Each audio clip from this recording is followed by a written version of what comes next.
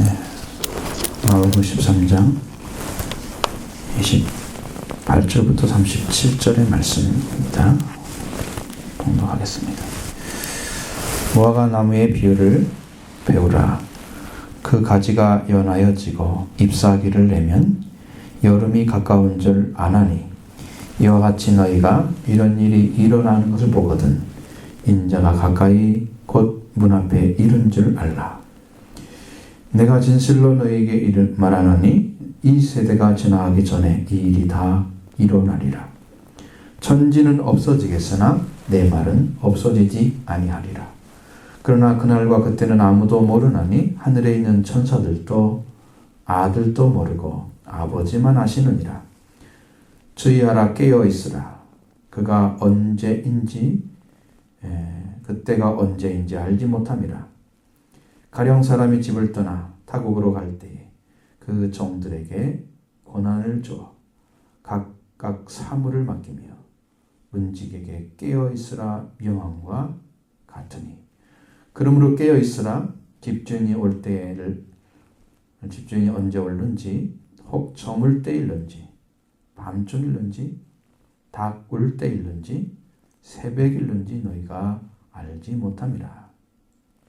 그가 후련히 와서 너희가 자는 것을 보지 않도록 하라. 깨어 있으라. 내가 너희에게 말하는 이 말은 모든 사람에게 하는 말이니라 하시니라. 아멘. 자, 마지막 때의 징조와 세 번째 시간.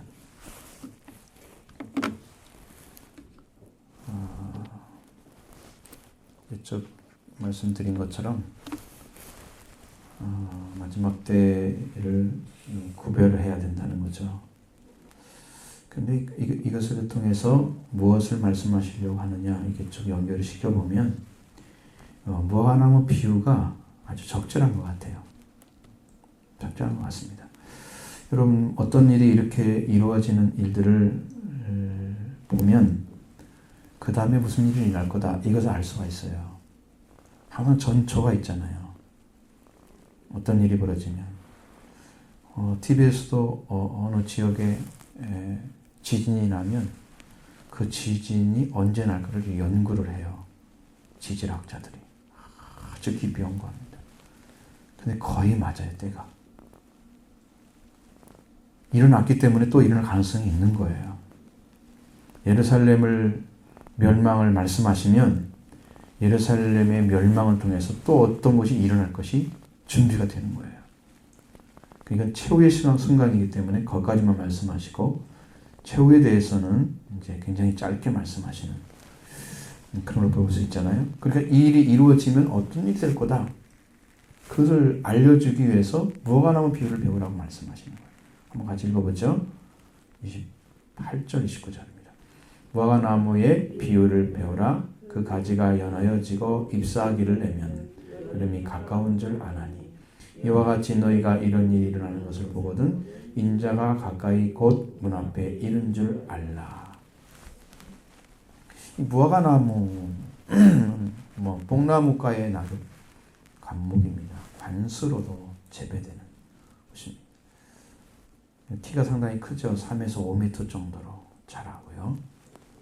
팔레스티나가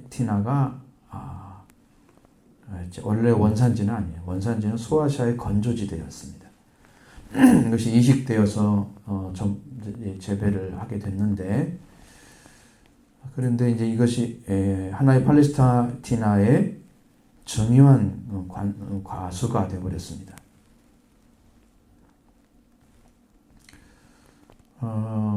각각의 이제 그 집마다 포도나무나 어떤 무화과나무 아래 쉬는 그런 집이 있다면 그 집을 이끌어서 상당히 평화와 번영이 넘치는 가정으로 그렇게 봤다 그래요.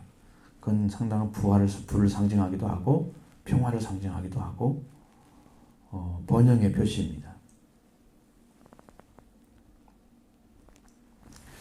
근데 이것이 이제 언제 많이 읽느냐면, 엔게디 같은 그 지중해의 수면에서 한 200m 밑에 위치한 그런 지역에서는 이것이 이제 상록수 같은 역할을 해서 사계절 동안 계속 열매를 맺어가요. 사계절 동안. 근데 보통 산악지대 가면 1년에 한 번밖에 안 맺어요. 우리나라에도 무화과 갖다 심거든요. 1년에 한 번 맺어요. 왜? 기후가 안 맞아요. 그래서 따뜻할 때만 딱 맺고 마는 거예요. 자, 이른 봄 3월 정도 되면 작은 가지 끝에 녹색의 혹 같은 게 생겨나고요. 그리고 잇따라서 나오는 잎사귀에는 여름의 시작을 알리는 거예요. 지금 주님이 말씀하신 게 바로 이걸 얘기하는 거예요. 자, 3월이 됐어요. 작은 가지 혹 같은 게 녹색의 어떤 혹 같은 게 생겨가지고 나다가 그 다음에 잎사귀가 나오기 시작해. 그러면 뭘 알린다? 여름이다. 그걸 구분할 줄 안다는 거예요. 어렵지 않죠? 그것처럼 주님이 지금 말씀하신 일이 그렇게 이루어지면 인자가 곧 문 앞에 이른 줄 알라 그 얘기예요. 근데 여기서 아주 복잡하게 많은 분들이 이걸 가지고 막 해석을 해요. 거의 주석서 같은 거 보면 그렇게 해석해 놨어요. 무화과나무는 뭐 이스라엘이고 뭐 이렇게 잎사귀가 나와서 시작하면 싹이 나기 시작하면 그것이 이스라엘의 회복이고 그러니까 그때가 되면 예수님이 다 온 것이다. 그러니까 지금 이스라엘 회복이 되지 않느냐 이제 그런 식으로 해석하는 거예요. 1948년 5월 14일 날 해서 그들이 거기 했어요. 나라가 세워졌어요. 그게 그러면 이제 거기 같이 합쳐서 뭔 생각을 해요? 10년이 되면 50년 후에 마지막 때가 될 거다. 뭐 이런 식으로 얘기해서 또 안 되니까 또 미루고 70년 미뤄주고.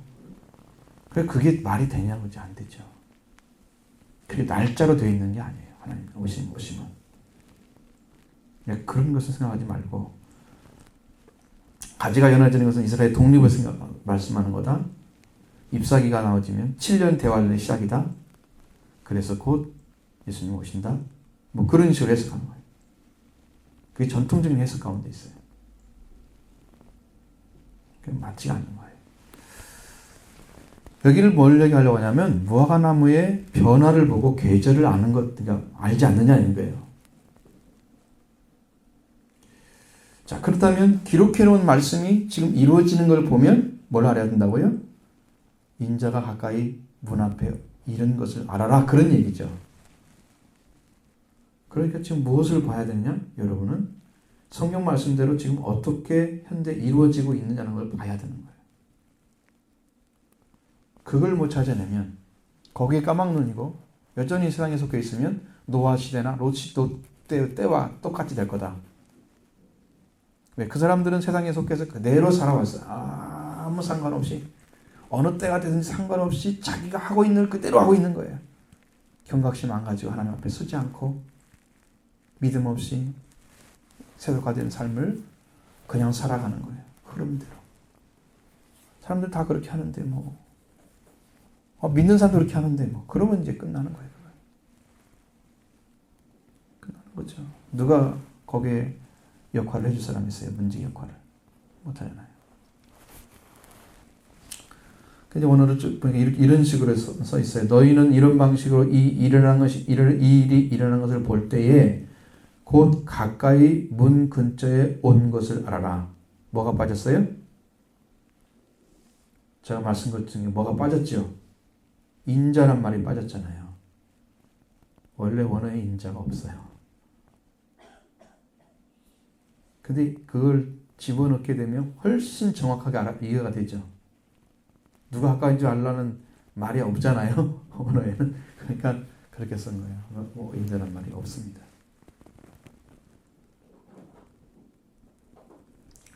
자, 이런 일 방식으로 주님 말씀하신 방식으로 일어난 걸 볼 때에 곧 가까이 문 근처에 온 것을 알아라.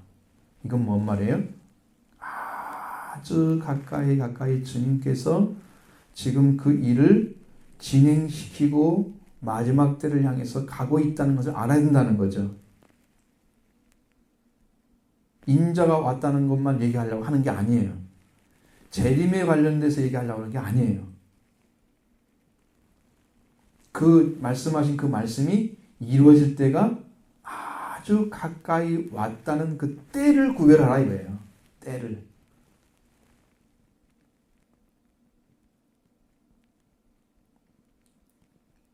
그러면 무수한 재난이 일어나고 적그리스도가 출현하고 그렇게 됐을 때 그때가 가까이 왔다. 파루시아. 예수님의 재림.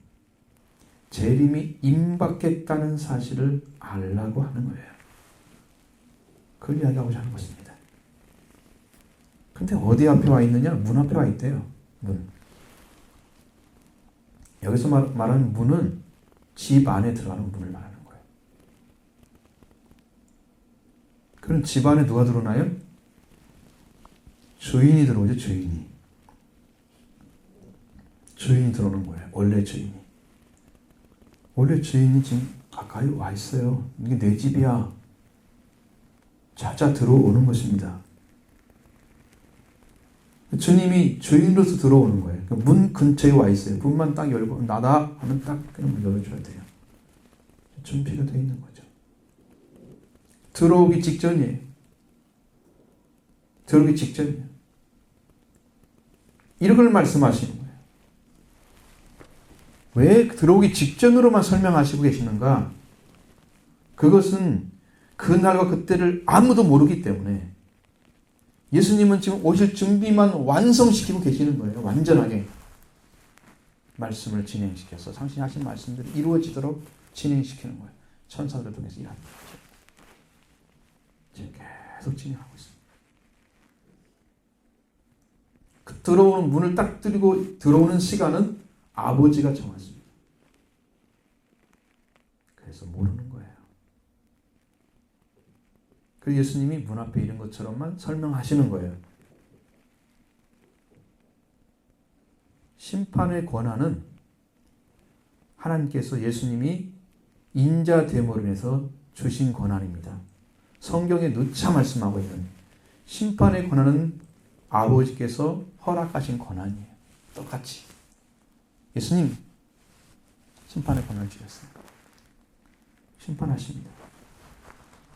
예수님은 구원하고 심판한 일을 하시고 최종적인 때는 아버지가 정하시기 때문에 그냥 문 앞에 이런 것처럼만 설명해 주시는 뭐 못 오시겠어요? 근데 왜 안 될까? 왜 오신다고 해놓고 문 앞에 이런 것만 말씀하고 계시는가? 그 이유는 여러분 주님이 오실 때는요 이 땅에 구원 받아야 할 사람이 끝나야 오시는 한 알의 열매도 땅에 떨어뜨리지 않고 한 생명도 버림받지 않는 절대적으로 구원받을 자는 다 구원시키고 선택된 자들 전부 구원시키는 그때가 완성돼야 되기 때문에 그 심판을 계속하고 말씀으로 구원하는 일 계속하신 그 예수님이 그걸 하시면 그 결정은 아버지가 하시는 거예요. 그래서 천국이 지금도 천국이 아니고 낙원이라고 불리는 이유는 아직도 천국은 완성되지 않았다. 요한복음 14장에 보면 예수님이 제안을 이렇게 설명합니다. 내가 너희를 위하여 처소를 예배하러 가노니 내가 처소를 예배하게 되면 내가 와서 나 있는 곳에 너희들도 있게 하리라. 그러니까 주님의 제자들은 짐이 됐다고 해봐요. 지금 세월이 또 흘렀잖아요. 그럼 수없는 백성들이 천국을 또 들어가야 할 사람들이 있잖아요. 그러면 그들도 처소가 필요하겠죠? 구원이 완성되어져야 천국도 완성이 되는 거예요. 그때는 천국이라 부르고 그 전까지는 낙원이라 부르는 게 맞는데 그냥 천국이라 부르는 거예요. 아직도 완전히 안 됐어. 그래서 예수님이 그 사람들을 다 불러가지고 처소를 다 살 수 있는 곳을 다 예비한 다음에 천국은 지금도 건축 중이에요. 천국은. 여러분들이 충성하고 순종하면서 말씀에 따라가는 사람들에게 그 순종하는 그것을 보면서 주님이 더 많은 상급으로 지금도 지어놓고 계시는 그래서 지금도 건축 중이야. 그 구원이 완성이 되어져야 주님이 오시는 거예요. 구원이 완성돼요. 더 이상 구원받을 사람이 없어야 주님이 오시는 거예요. 처소를 다 만들었으니까. 이제는 없어야 오시는 거예요. 그래서 문 앞에 있는 거고 주님은 심판권만 가지고 하시는 거고 최후의 것은 아버지가 관장하시기 때문에 자기는 그냥 문 앞에 있는 것처럼 말씀하시는 거예요. 이해가 되시죠? 이걸 잘 이해를 못하면 예수님, 하나님이 똑같은 하나님이라면서 왜 안 되냐 이렇게 생각하시는 분들이 있는데 하나님 그렇게 결정하셨어요. 삼일째 하나님 서로 결정하신 거예요. 그건. 우리가 왜 그렇게 하냐고 물어볼 수가 없는 거예요. 그건 우리 권한 아니에요.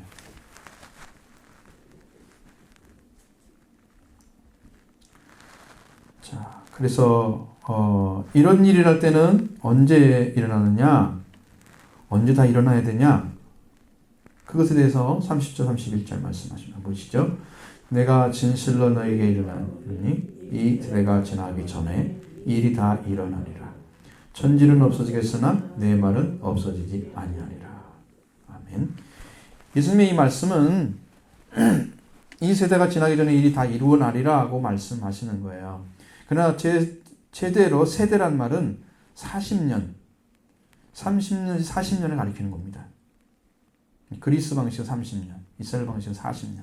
그러니까 40년 후에 일어났어요. 거기 보니까 예수님이 주후 예수님 말씀하신 것과 그 연도는 우리가 책정할 때는 완전히 다르지만 4년 정도를 더 빼잖아요.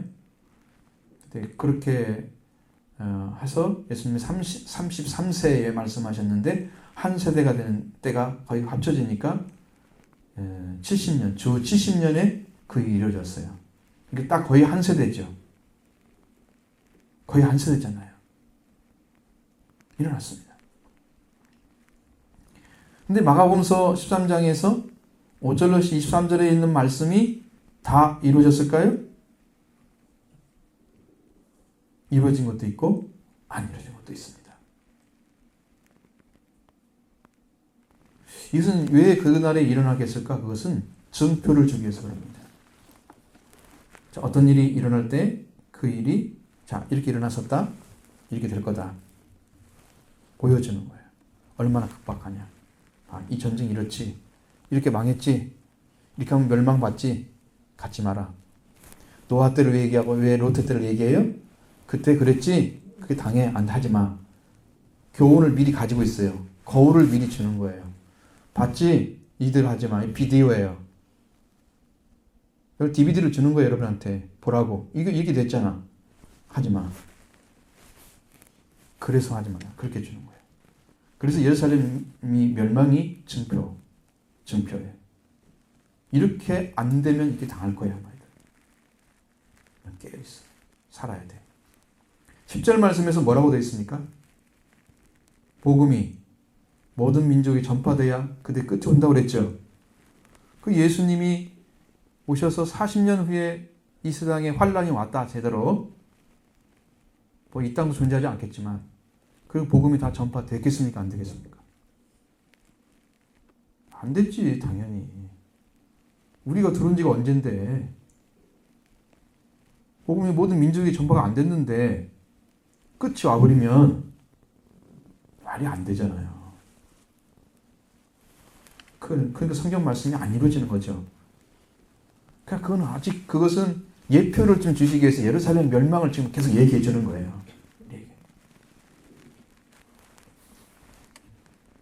모든 민족의 끝이 되려고 하면 마지막 때는 14만 4천이 딱 골라져서 지역마다 완전한 복음을 가지고 하늘의 복음, 하나님의 말씀, 그 권세를 가지고 말을 듣지 않는 자들에게 막 기적을 일으키면서 막 바다 강물이 막 피가 되게 하고 하늘에서 불이 내리고 하고 막 이런 권능을 행하면서 최후의 복음을 막 증거하다가 나중에 적그리스도에게 죽죠. 그렇게 돼서 흰옷을 입은 자가 많이 나오고 그 다음에 그들이 이제 빛나고 깨끗한 세마포를 입는 때가 가야 이제 그때가 끝이 오는 거예요. 아직은 끝이 아니란 말이에요. 그러니까 그건 끝이 될 수가 없는 거예요. 그래서 우리가 예표라는 말씀, 증표라는 말씀을 쓰는 것입니다. 그때도 최후의 없었고 이 세대가 지나게 다 이루리라 이 말씀은 어느까지 얘기하느냐? 지금 오늘 우리가 듣는 말씀을 듣는 우리까지 얘기하는 거예요. 그 세대 안에 포함되어 있습니다.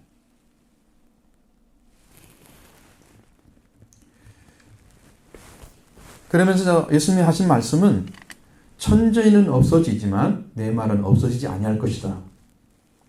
자, 예수님의 예언은 반드시 성취된다. 이것을 다시 확증해 주는 말씀입니다. 천지는 말씀으로 창조되었죠. 천지는. 그러니까 천지를 창조하신 그분이 하신 말씀은 창조는 하지만은 그 천지가 없어진다고 해서 없어질 필요가 없는 거예요. 다 이루어져야 되는 거예요. 그것이 하나님 말씀의 영존성입니다.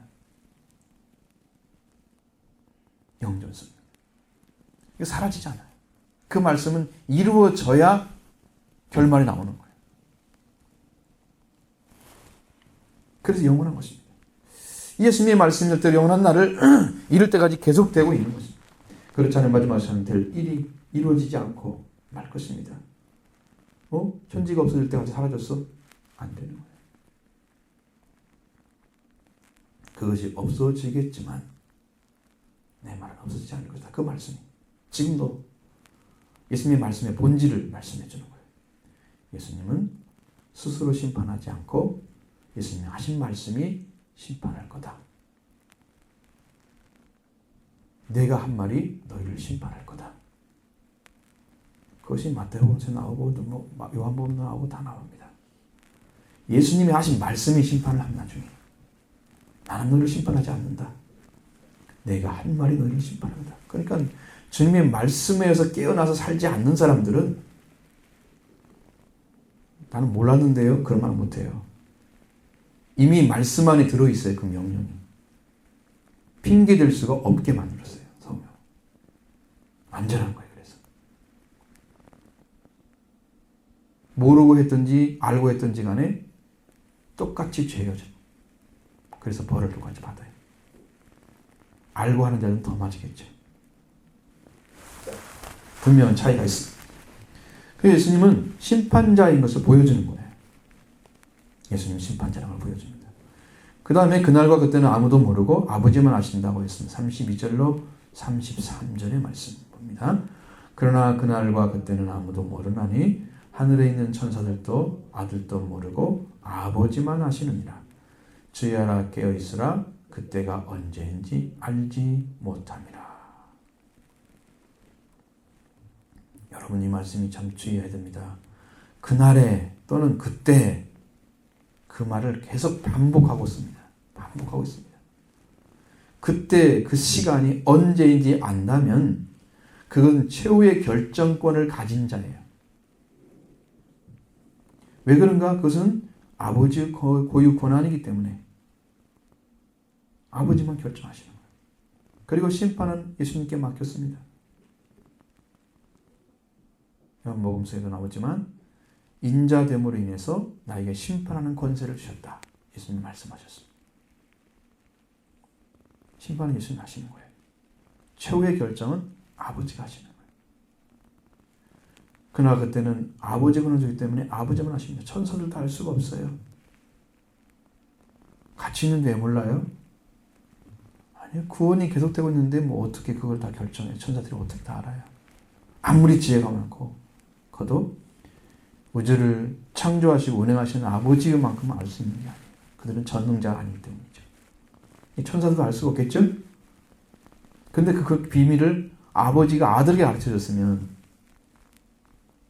아들이 할 텐데 아들은 그런 권한을 행사하려고 온 분이 아니에요.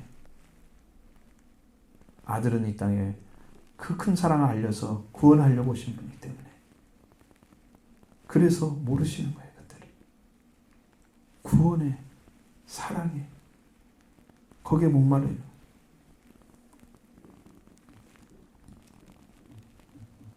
그날과 그때는 아버지의 권한을 주셨기 때문에 아버지만 하십니다. 그래서 주의해야 되는 거예요. 그렇기 때문에 그날과 그때를 안다고 하면 이때쯤 오니까 이때쯤 더 열심히 준비하고 성결한 삶을 살아야지. 기도로 준비하고 다른 다 끝나도 괜찮아. 안 해도 좀 먹을 수만 있고 살기만 되면 이때쯤 오실 테니까 내가 열심히 준비하면 돼. 이렇게 하면 쉽잖아요. 여러분도 쉽겠죠? 근데 문제는 어때요? 문제는 뭐예요? 봐요. 예수님 오신 때가 몇 년 몇월 며칠, 2000년 몇 년 몇월 며칠이었다. 예를 들어서 그런다면 그 전에 살았던 사람, 나이 먹은 사람들은 아직 올 때가 안 됐으니까 그냥 살아도 되겠지. 이렇게 살다가 말씀 안 믿고 그냥 그렇게 살다가 망하면 어떡해요? 알려져가지고 언제쯤 오니까는 준비해라. 알려져가지고 그거 안 되잖아요. 상관없다 나하고 내 올 때하고 상관없다. 그렇게 한다고 하면 얼마나 많은 사람들이 방탕한 생활을 해요. 예수를 믿으면서도 주의 복음이 절대 준비가 하기 위해서 목마른 사람, 기도하는 사람 없을 것입니다. 그러니까 신약 성경에서 계속 흐름은 뭐냐면 주님은 오신다, 반드시 오신다. 근데 언제인지 모른다. 너희 때가 올 때 모르니까 기도하고 준비해라. 그래서 재림신앙을 계속 강조해 주는 거예요. 여러분 서신서를 통해서 재림신앙을 찾아내 보십시오. 엄청난 양이 나옵니다. 근데 우리는 성경을 읽으면서 재림신앙을 안 가져요. 현실적인 신앙, 기복신앙으로 빠져 있어요. 그러니까 윤리, 도덕, 그 진리 가운데 서 있는 삶을 몰라요. 왜? 주님 뭔지 모르니까 우리는 심판을 준비해야 되고 깨어 있어야 되고 기도해야 되고 한국교회의 멸망의 원인, 약해지는 원인 중에 하나는 가장 정확한 기도가 사라지고 있습니다. 각 교회에 기도하는 사람은 없어요. 목사님 물어보면. 기도를 안 해요. 하나님의 필요가 없는 거예요. 세상 것으로 다 메꿔지고 있는 거예요. 그 필요한 것들이 세상 것으로 메꿔지고 있어요. 영적인 만족은 안 되겠지만 그냥 부족함이 없어서 하는 거예요. 우리는 물질을 위해서 기도했다면 물질이 차지면 물질을 위해서 기도할 필요가 없으니까 기도가 사라질 수밖에 없지. 하나님을 안 찾고 있는데 기도할 사람이 있나요? 그러니까 그때를 안 알려주는 거예요. 언제 올지 몰라. 지금도 우리가 알지 못합니다. 똑같습니다. 그러나 주님 오실 때가 하나님 안에 정해져 있다면 시간이 가면 갈수록 가까운 건 사실이에요. 그렇죠? 그렇기 때문에 여기 지금이 마지막 때라고 하는 것은 제가 이제 여기 문직에 대해서 말씀드릴 때 굉장히 중요한 거예요. 이 사실을 모르면 복음을 모르겠어요. 왜 이렇게 해야 되는지를. 왜 성도들이 가르쳐가지고 힘들게 하는가를 모르겠어요. 근데 여기를 보니까 알겠어요. 이거 안 하면 정말 직무유기야. 책임 다 져야 돼. 영혼들에 대해서. 그럼 그때를 알지 못하고 그 때문에 뭐라고 말씀하시는 항상 주의하라 깨어있으라 이렇게 말씀하시는 거예요. 이 말씀을 읽은 사람이 한두 명이겠습니까? 수없이 많은 사람 읽었죠. 그 다음에 그 사람들이 거기서 자극을 받아서 주님이 기도라고 하시는구나. 주의하라고 하시는구나. 내가 깨어나야지. 그 말씀 듣고 또 주님 바라보겠죠. 주님 오실지 모르니까 준비하는 겁니다. 계속해서. 이 주의하라는 말은 원어로 보면은 블레포라는 말씀입니다. 블레페테라고 해서 현재 명령법, 현재 능동태, 지인칭, 복수. 너희는 보라 그런 말입니다. 블레포는 보라는 뜻이니까. 언제 보라는 거예요?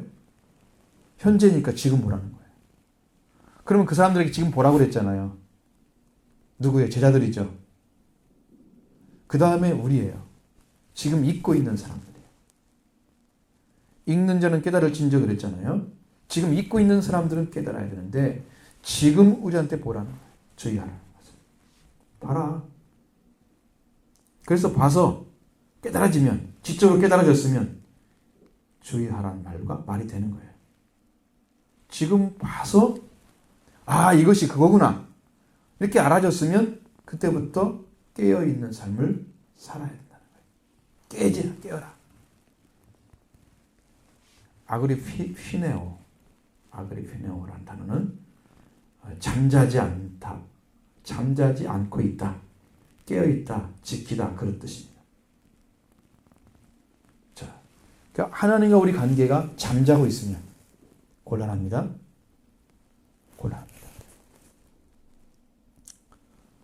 이 관계가 깨어 있다고 하면, 하나님 관계가 깨어 있다고 하면 우리는 지금 산자로서 살고 있는 거예요. 살아난 자로서. 모든 사람들이 다 어둠에 속해 있잖아요. 그래서 빛이 와서 빛을 비춰주니까 그 빛을 보고 내가 어둠에 있구나 생명으로 나올 수 있는데, 그 빛을 줘도 빛이 비친 걸 모르면 그 사람은 어둠 속에 죽을 수밖에 없는 거예요. 영원히. 지금 말씀을 하고 깨어있으라 명령했는데 이 말을 듣지 않고 깨지 않는 삶으로 계속 살아가면 그 사람은 그 어둠 속에서 죽을 수밖에 없는 거예요. 세상은 지금 어둠입니다. 그래서 빛이 온 거예요. 예수님이. 길을 모르고 살아야 할 방향도 모르기 때문에 오신 거예요. 깨어있으라 지금 말씀하시면, 지금 우리 하나님 관계가 살아서 하나님과 교통하고 말씀 받고 은혜 나누고 충성된 삶을 살아가는 그 삶의 모습이 지금 나타나야 되는데 그렇지 않다면 문제입니다. 이런 생활은 성령을 받고 영적으로 회복을 이룬 자들에게 주시는 은혜, 깨어있는 것이 마지막 시대의 최대 이슈라는 걸 보여주는 성경. 마지막 때에 주님이 오시기 직전에 깨어있느냐 안 깨어있느냐가 결정적인 역할을 하는 거예요. 저 이 말씀을 통해서 계속 보여줘요. 하나님이 지금 어떻게 우리를 살리려고 하시는가, 어떤 심령 갖기를 원하는가, 이걸 계속 알려줘요. 세상에 속해서 알지 못하는 사이에 하나님 관계가 서원해져서 그 사람 자신의 의지로 버텨낼 수가 없어요. 세상에 내려가면 사탄이 역사할 것입니다. 악한 영들이 찾아오죠. 성경은 뭐라고 나옵니까? 악한 영들이 쫓아와서 마귀가 할 수만 있으면 택한 자라도 이제 삼키려고 한다는 거예요. 그 베드로전서 5장 8절 9절에는 근신하라 깨어라 너희 대적 마귀가 오는 사자같이 두루다니며 삼킬 자를 찾나니. 계속해서 삼킬 자를 찾고 있어요. 믿음의 자녀들도. 너희는 믿음에 굳건하여 그를 대적하라. 마귀와 함께 살면 안 되는 거죠. 대적합니다. 현대들도 그런 고난을 받고 있다. 로마 시대에, 박해 시대에. 여러분, 시대가 어려울수록 고난이 많잖아요. 지금 보니까 우리는 경제적으로 어려움이 많아요. 성도 삶이. 그것은 하나의 보이지 않는 박해 시대와 같은 그런 고난이 생활 속에 들어와요. 힘들어지잖아요.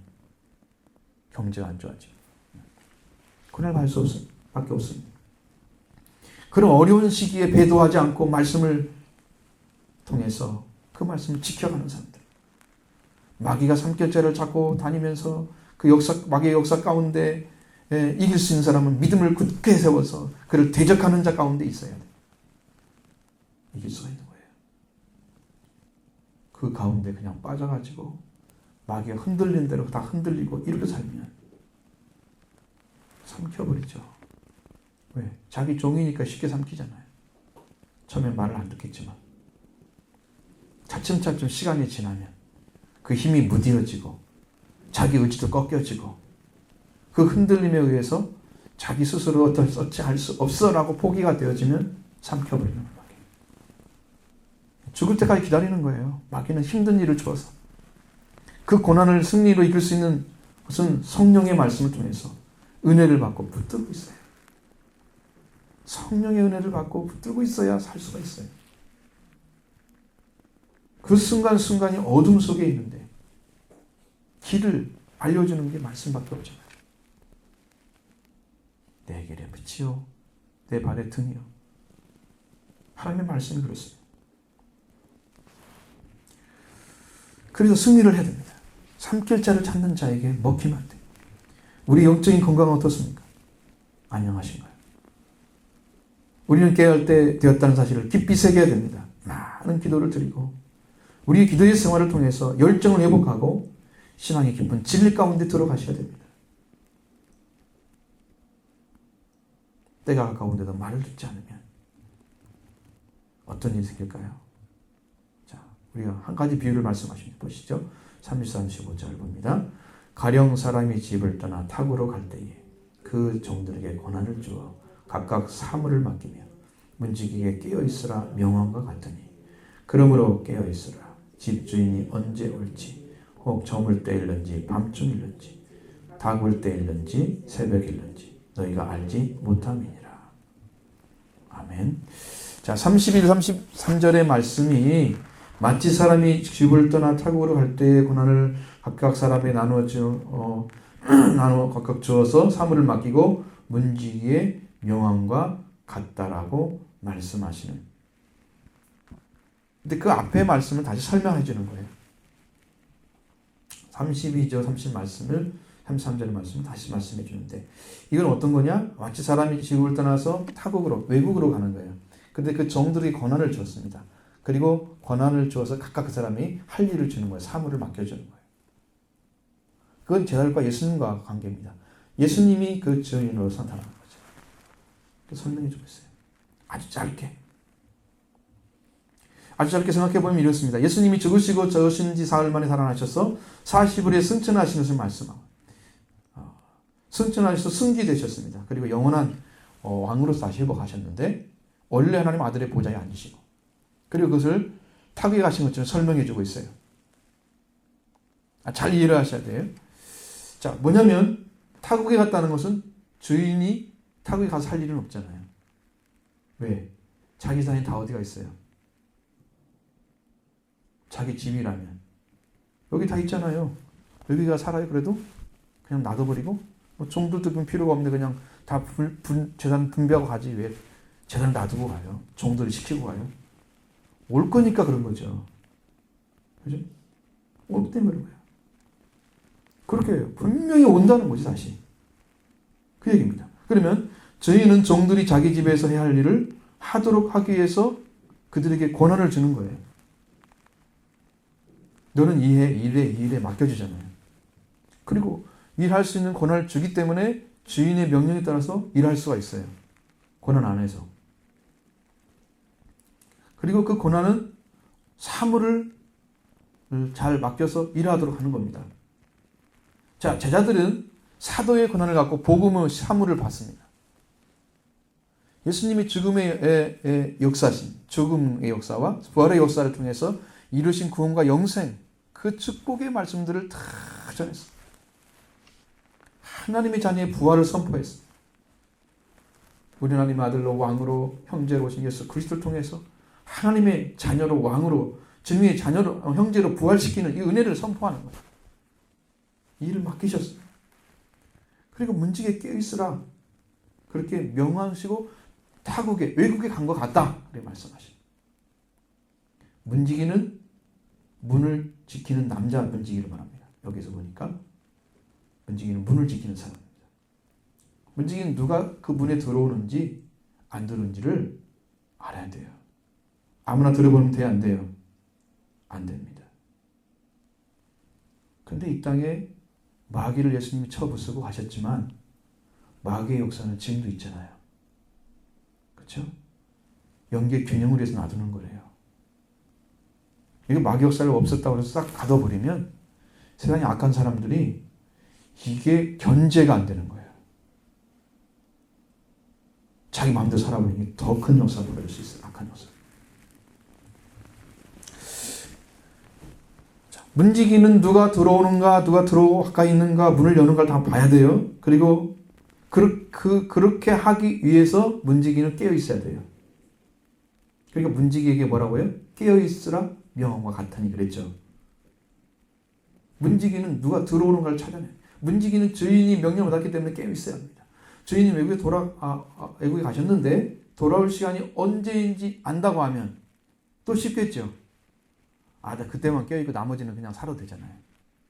근데 언제 올지 몰라. 그러니까 너는 주인이 돌아올 때 문을 열어둘 정도로 준비돼서 내가 돌아왔을 때 문을 탁 열어줘야 돼. 준비해야 되겠죠. 주인이 올 때의 문을 열어줄 자가 누구겠습니까? 문지기가 하는 거예요. 그것은. 문지기는 이제 무슨 하느냐? 집의 문을 관리하는 자잖아요. 그러니까 집은 하나님의 교회를 설명하고 있는 거예요. 하나님의 교회. 왜 교회를 축소시켰냐? 원래는 이 땅 자체가 누구의 주인이 예수님이잖아요. 하나님이시고. 근데 사물을 맡아보는 일은 뭐 세상 전체가 할 수 있는 게 아니잖아요. 교회가 하는 거잖아요. 그래서 이제 축소를 시키는 거예요. 교회를 지키기 위해서 그리스도와 적그리스도를 구별해서 들어오나 못 들어오나 결정해야 돼요. 문지기가 하는 거예요. 못 들어오게 해야 됩니다. 진리와 거짓, 비진리 구별해서 들어온다 안 된다고 결정해야 돼요. 못 들어오게 됩니다. 의와 불의를 간파해서 집안 사람들을 지켜야 돼요. 못 들어오게 해야 돼요. 종들에게 알려줘야 됩니다. 바른 정보를.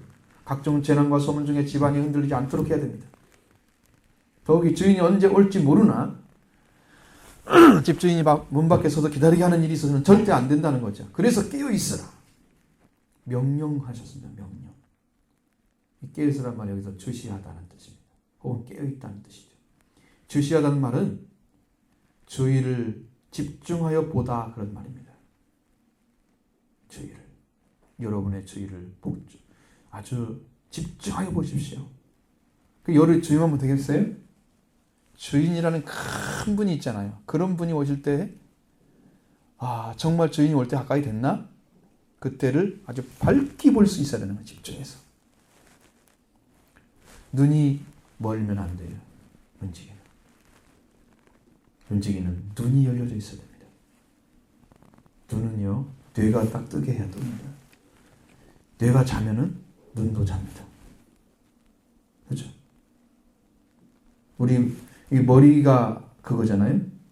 그러니까 머리의 중심이 되는 몸은 머리의 관장을 맡고 있으니까 우리의 머리가 되는 예수 그리스도, 하나님 은혜를, 성령의 역사를, 이 구원의 은총을 입어서 깨어있는 사람이 되어져요. 하나님이 전신갑주에서 보면 머리는 구원이라고 그랬잖아요. 투구르스라고 했잖아요. 구원의 투구. 구원을 입은 사람들이 그리스도와 관계 안에서 깨어있는, 영적으로 잠을 자지 않는 거예요. 그렇게 하는 거예요. 이 깨다는 말은 우리나라 말로 보면은 잠, 꿈, 술 기운이 사라져 정신이 맑아지다 그렇게 써 있습니다. 여러분 잠자는 것도 꿈꾸는 것도 한 가지죠. 술 때문에 정신이 흐리뭉텅한 것도 한 가지. 영적인 잠을 자고 있거나 세상의 술을 마셔서 정신이 흐린 자라면 깨어있으라는 주님의 명령을 어긴 겁니다.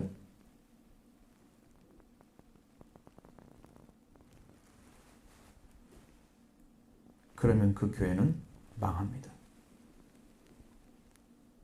명령 안 지켰습니다. 큰일 나죠. 그래서 주님 35절의 말씀 이렇게 해야 돼요. 깨어있으라. 그러므로 깨어있으라. 집주인이 언제 오는지 혹 저녁을 때일는지 밤중일는지 닭울 때일는지 새벽일는지 너희가 알지 못함이라. 이 말씀을 이게 무엇을 던져주고 있습니까?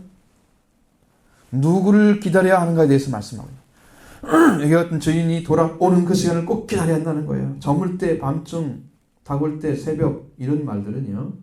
로마인들이 저녁 6시부터 아침 6시까지 이 시간을 넷으로 나눠요. 넷으로. 사경을 나누죠. 그렇게 해서 유대인들이 그 시간을 분간합니다. 저물 때란 말은 지금 해가 질 때부터 밤 10시까지 얘기하는 거예요. 밤중이란 말은 10시부터 새벽 1시까지 얘기하는 거예요. 닭 울 때란 말은 새벽 1시부터 4시까지 얘기하는 거예요. 그 새벽은 오전 4시부터 해 뜰 때까지 말합니다.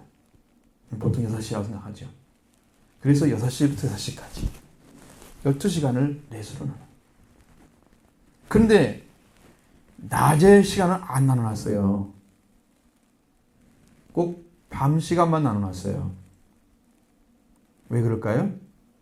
잠과 관련이 있기 때문에 깨어있다는 말은. 그래서 낮에는 특별한 사람 아니거나 안 자잖아요. 밤에 자놓고 낮에 또 자면 이건 이상하죠. 밤에 못 자는 직업인 사람들은 혹시 그렇지만 지금 옛날 시대는 그렇지 않았을 거예요. 절대로 그런 일은 없었을 것입니다. 그런 직업 자체가 없으니까. 그러니까 이건 딱 맞는 말이에요. 근데 전부 시간이 잠자는 시간대를 말하고 있어요. 밤입니다, 밤. 거의 모든 사람들이 낮에는 깨어있기 때문에 아니고 밤에는 잠을 자는 거예요. 그런데 예수님이 내가 몇 시쯤 오겠다. 그것도 부정확한 거예요.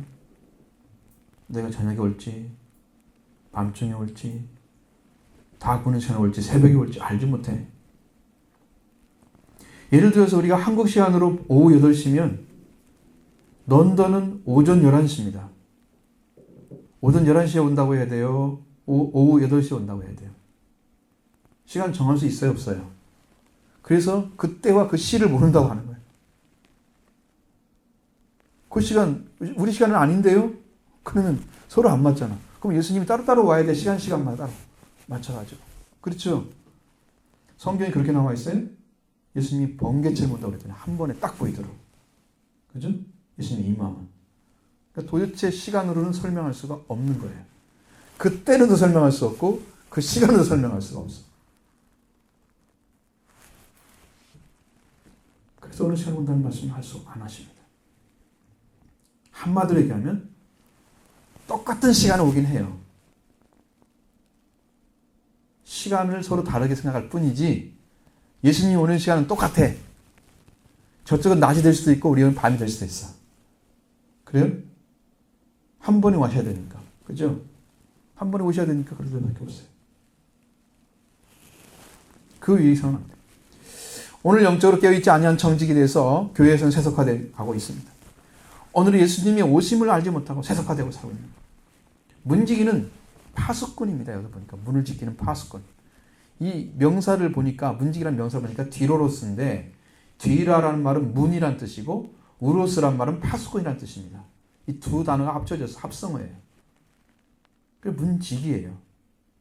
문을 지키는 파수꾼이 바로 그겁니다.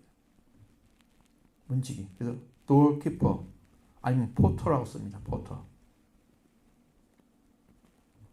문을 지키는 이가 깨어있지 않으면 그 집에 누가 들어오는지 누구가 들어가게 해야 되는지를 알지 못하면 그 집안은 망하죠. 큰일입니다. 들어오게 될지 말아야 될지를 막는 것이 문지기 역할이에요.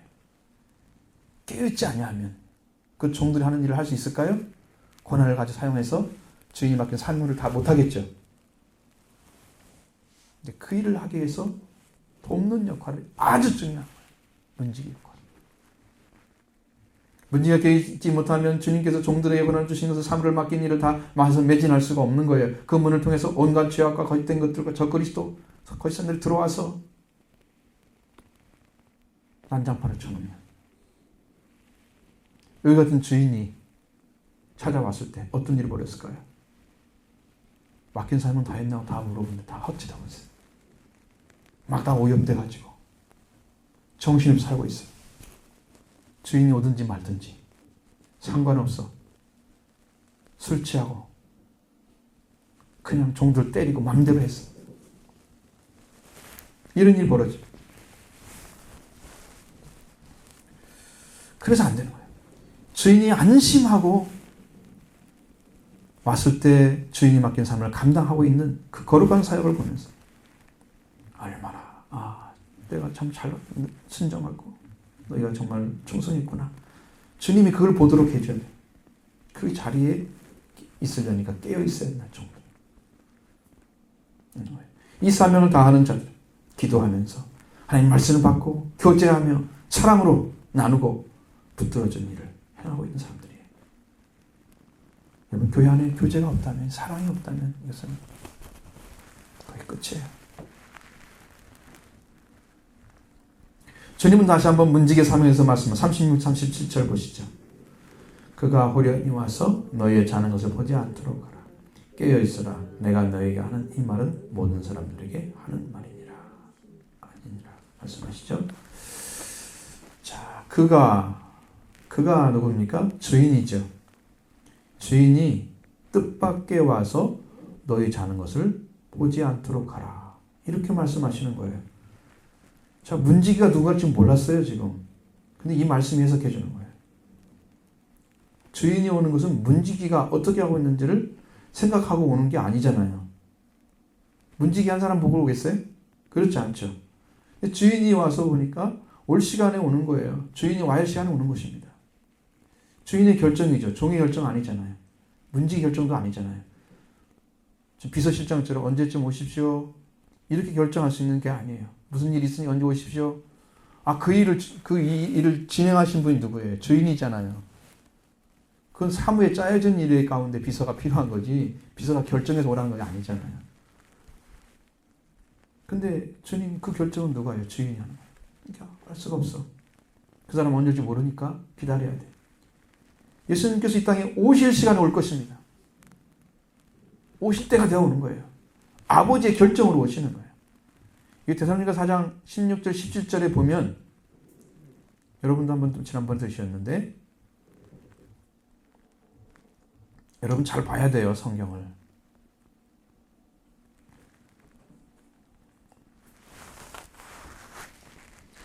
이 말씀에 보면 주께서 호령과 천사장의 소리와 하나님의 나팔소리로 친히 하늘로부터 강림하시리니. 자, 여기에서 16절만 보면 하나님의 나팔 소리가 나와요. 이것은 하나님의 나팔 소리라는 것은 의미는 하나님의 명령이 떨어졌다는 뜻입니다. 아버지의 권한이 지금 실행되고 있는 거예요. 하나님의 명령이 떨어져야 오는 거예요, 예수님이. 나팔 소리가 곧 하나님의 명령입니다. 아버지가 하는 시간이죠. 이 땅에 예수님이 오실 것입니다. 근데 너희가 예수님이 그렇게 오시는데 호련히, 그러니까 이건 갑자기란 뜻입니다. 와서 너희의 자는 것을 보지 않도록 하라고 말씀하시는 거예요. 제자들은 이렇게 보니까 제자들은 종들이며 사도의 권한을 가지고 사물을 보는 자이고 복음을 전파하는 자였으며 문지기인 걸 알 수 있습니다. 사도들이 문지기예요. 사도는 성령을 통해서 계시를 받는 자.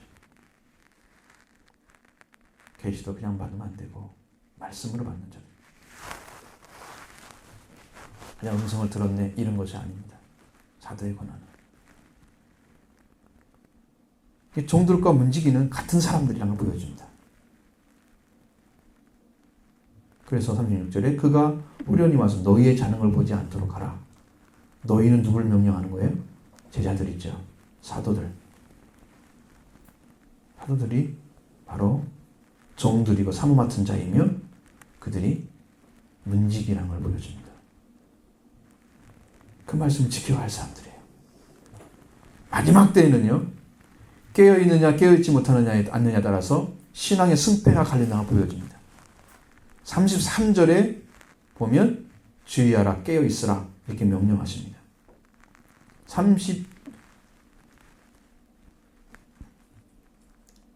34절에도 깨어있으라 명언과 같으니 35절에도 그러므로 깨어있으라 37절에도 깨어있으라. 자, 마지막 날의 신앙의 승패는 깨어있느냐 깨어있지 않느냐에 결정되는 거예요. 그 여러분 깨어있다는 것은 뭐예요? 잠자는 거, 잠을 자지 않는 것을 말하죠. 깨다는 말이 잠이나 술이나 꿈이나 술 기운이 사라져서 정신이 맑아지다 그런 뜻이라고 그러죠. 우리나라 말에 그렇게 되어 있어요. 잠을 자지 않아야 됩니다. 잠을 자면 꿈을 꾸잖아요. 당연히 꿈꾸죠. 근데 육신으로 잠을 안 자는 사람이 있어요? 너나 나나 다 잠을 자야 하잖아요. 왜? 약하니까 육신은. 그러나 술은 안 마실 수 있습니다. 술을 안 마실 수 있습니다.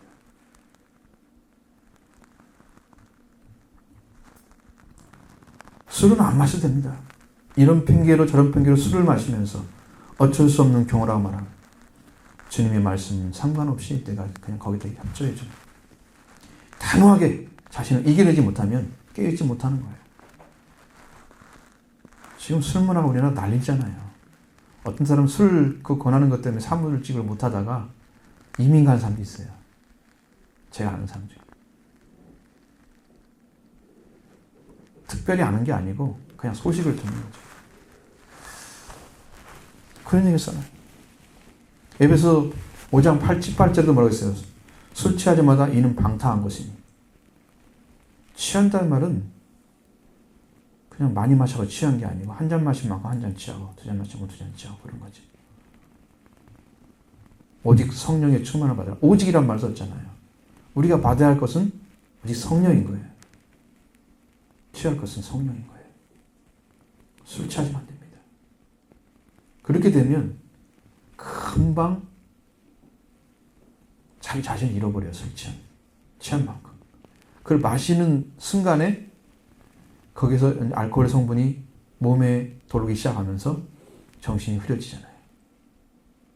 마시는 만큼 더 많이 마시면 완전히 가버리는 거고요.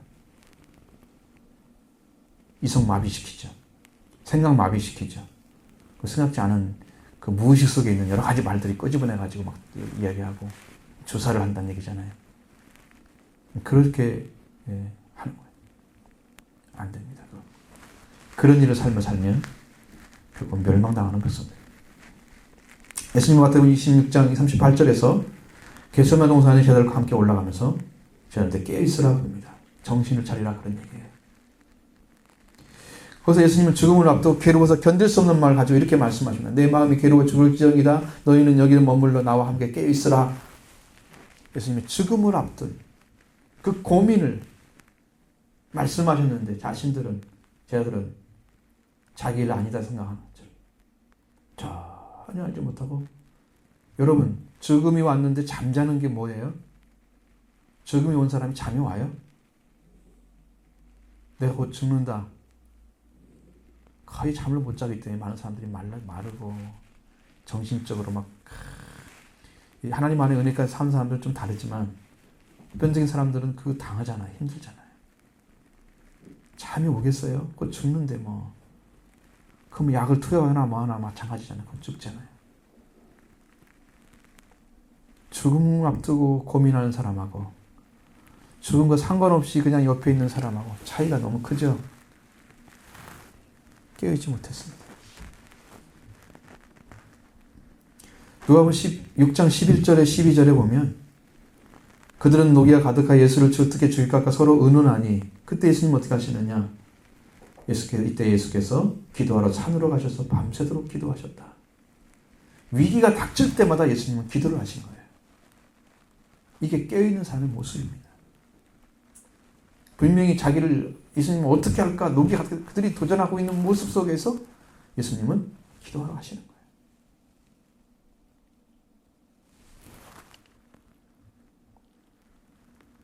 위험이 닥쳐올 때마다 예수님 밤새워 기도했다는 성경의 기록이 많이 있습니다. 데살로니가전서 5장 1절로 9절의 말씀 안에 거기에 보면 아직 두 가지 역사가 나타납니다. 중요한 부분입니다. 주의 날이 밤에 도적같이 이룰 줄을 너희가 알 것이다. 그들은 평안하다 안전할 때에 곧 임신한 여자에게 해산의 고통이 이름과 같이 멸망이 갑자기 그들에게 이르리니 결코 피하지 못하리라. 이 두 가지 사실. 두 가지 사실. 주의 날이 그렇게 온다는 거예요. 밤에 도적같이 온다. 도적을 언제 올 줄 알았으면 잡았죠. 응? 여기다가 누구 세워놓고 숨겨놨다가 몇시 오니까 너 잡죠. 도적은 시간 정해놓고 오지 않잖아요. 기억해야 됩니다. 그들의 임신한 여자가 사람들은 평안하다, 안전하다 그렇게 살고 있는데 임신한 여자에게 해산의 고통이 이른 것처럼 멸망이 갑자기 올 것이다. 그때 그들은 결코 피하지 못하리라. 피하지 못합니다. 그럼 어떻게 해야 되냐? 너희는 형제들아 너희는 어둠에 있지 않고 그날이 도적같이 너에게 임하지 못하리니 너희는 빛의 아들이요 낮의 아들이라. 우리가 밤인 어둠에서 가지 아니했습니까? 우리는 다른 이들과 같이 자지 말고 오직 깨어 정신을 차릴지라 이 말씀이에요. 빛의 아들이 낮의 아들이 그냥 됐습니까? 잠을 자지 않기 때문에 영적으로 깨어있기 때문에 빛의 아들이고 낮의 아들이었던 거예요. 그냥 빛의 아들이니까 나는 믿는 사람이니까 나는 괜찮겠지 이게 아니었습니다. 주님은 재차 강조하고 있는 거예요. 너희는 다른 이들과 같이 자지 말고 이런 말씀이시잖아요. 깨어있으라고. 깨어있지 않으면 주님이 나를 도적같이 맞아서 피할 수가 없는 자리에 떨어지는 멸망을 피할 수가 없습니다. 분명하게 깨어있으라고 말씀하시죠. 이것이 얼마나 중요한 마지막 때의 이슈인지 아시겠죠? 이 말씀 안 들으면 큰일 납니다. 누가복음 21장 35절 36절에도 이날은 온 지구상에 거하는 모든 사람에게 이 말이라. 이러므로 너희는 장차 올 이 모든 일을 능히 피하고 인자 앞에 서도록 항상 기도하며 깨어 있으라. 이 말씀을 누차 강조하는 거예요. 지금 정신 못 차리면 어떻게 살아갈지를 참으로 두렵습니다. 항상 기도하며 깨어 있으라고 말씀하시고 정신을 차리면 안 된다는 거예요. 그럼 너희는 준비하고 있었지 생각지 않은 때에 인자가 올 것이다. 누가복음 12장 40절에도 나와 있습니다. 너희는 준비하고 있으라. 생각지 않은 때에 인자가 오리라. 여러분 생각하고 할 때에 인자가 오면 얼마나 좋아요. 이때 좀 올 거다. 정신 차리지 않으면 안 됩니다. 정신을 차리고 주시하면서 무화과나비 연하해지고 잎이 사이를 내면 여름이 가까운 줄 아는 것처럼 거짓 그리스도 저 그리스도가 많이 일어나고 여기 있다 저기 있다 하고 난리와 난리 소문이라고 소문이 일어난 동시에 지진과 기근과 온역이만 많은 시간들이 영적인 사역자들이 나타나서 그 마지막 때가 가까웠다고 외치고 또 외치고 문지기 역할을 해주는데 그 말도 안 듣고 자기 마음대로 고집대로 살면 어째 때와 같이 될 것이고 노아 때와 같이 될 것입니다. 그 사역자들은 문지기 역할을 하는 거예요. 들어오면 큰일입니다. 안 됩니다. 여러분 깨우십시오. 그리스도 의지하십시오. 계속 얘기해줘요. 깨있어야 됩니다. 그리고 우리는 핑계할 수 없는 말씀을 듣습니다. 31절 하반절에 보면 예수님 말씀하시죠. 내가 너에게 하는 말은 이 말은 모든 사람에게 하는 것이다. 죄들에게만 속한 것이 아니라는 걸 말씀하고 있습니다. 모든 사람, 이 땅에 태어난 모든 자에게 다 해당되는 말이에요. 왜? 끝이 그렇게 오기 때문에 어느 지역만 망하면 거기만 끝나잖아요. 근데 그게 아니고 지구상의 모든 자에게 이 말 그 얘기이기 때문에 모든 사람에게 해당되는 말이에요.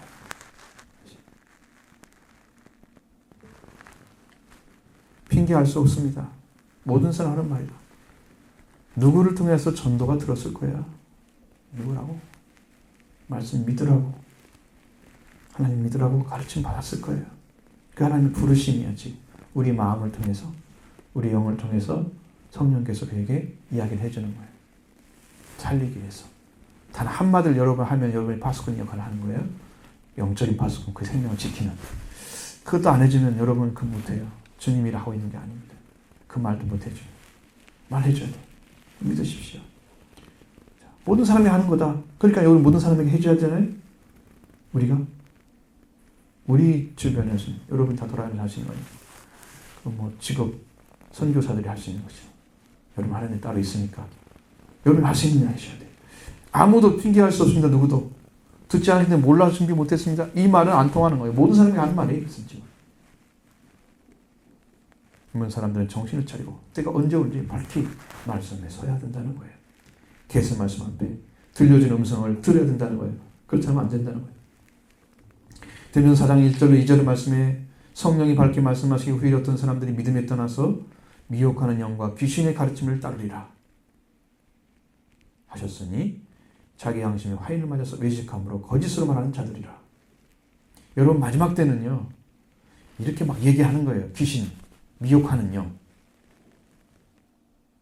하나님이 결정해야 할 시간들을 자기들이 얘기하는 거예요. 믿음에서 떠나서 그런 더러운 영들과 합쳐져 가지고 뭘 아는 것처럼 막 귀신 역할을 하면 점쟁이나 하지 왜 그런 일을 해. 양심이 화에 맞은 거 아시죠? 양심이 제 기능을 잃어버린 영적인 심령 안에서 아무것도 못해요.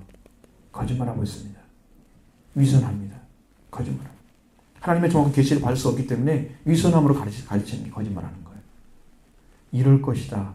근데 이래 이렇게 얘기하는 거예요. 자기는 모르면서. 심각한 문제죠. 확신도 없으면서.